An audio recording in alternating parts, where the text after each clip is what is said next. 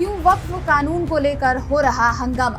क्या देश की आधी संपत्ति है वक्फ बोर्ड के हवाले? क्यों इसे हटाने की लगातार हो रही मांग? वक्फ को लेकर संसद से सड़क तक मचा है संग्राम। वक्फ बोर्ड को लेकर आखिर क्या कुछ है ये सारा विवाद। वक्फ कानून को लेकर ताजा बवाल कहां से शुरू हुआ ये आपको बताएंगे इस वीडियो। तमिलनाडु के त्रिची जिले में स्थित तिरुचेंदुरई गांव यहाँ एक निवासी राजगोपाल पिछले दिनों अपनी जमीन बेचने रजिस्ट्रार के दफ्तर पहुंचा और रजिस्ट्रार ने जो जवाब दिया उसे सुनकर राजगोपाल हैरान रह गए। रजिस्ट्रार ने उन्हें बताया कि पूरी गांव की जमीन राज्य की वक्फ बोर्ड की हो चुकी है, इसलिए वह जमीन नहीं बेच सकते और अगर बेचनी है तो राज्य के वक्फ बोर्ड से एनओसी यानी अनापत्ति प्रमाण पत्र लेकर उन्हें आना होगा। इस पर राजगोपाल ने जवाब दिया कि उन्होंने 1992 में अपनी जमीन ये खरीदी थी और अब उसे बेचना चाहते हैं, तो ये जमीन वक्फ बोर्ड की आखिर कैसे हो गई।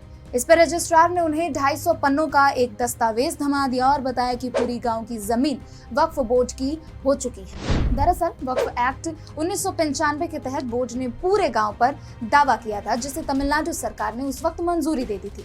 इस गांव में 1500 साल पुराना मानेदियावल्ली समिता चंद्रशेखर स्वामी मंदिर है और मंदिर के नाम 369 एकड़ जमीन है, जिसका मालिक अब वक्फ बोर्ड को बताया जा रहा है।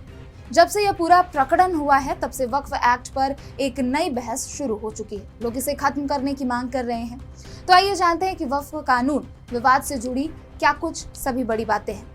क्या होता है वक्फ कानून? वक्फ का अर्थ होता है अल्लाह की संपत्ति, यानी जो जमीन मुस्लिमों के दान में दी गई हो। मान लीजिए एक उदाहरण के तौर पर अहमद 80 साल का है, उसके पास 2 फ्लैट है। मरने से पहले वह एक फ्लैट कौम के लिए दान करना चाहता है, इसलिए उसने एक फ्लैट वक्फ को दान कर दिया। जैसा कि उसने अब दान कर दिया तो अब वह अल्लाह की संपत्ति है। वक्फ बोर्ड उस फ्लैट का मालिक नहीं है बल्कि एक केयर टेकर है और वे उस फ्लैट का उपयोग मुस्लिम स्कूल्स, छात्रावास, सामुदायिक हॉल या फिर समुदाय के लिए किसी भी रूप में कर सकता है। साल 1947 में जब पाकिस्तान बना तो सरकार ने वहां हिंदुओं की सारी जमीन जब्त कर ली और उस जमीन को मुस्लिमों और राज्य सरकार को दे दिया। सबसे पहले वक्फ बोर्ड अधिनियम साल 1954 में इसे लाया गया था।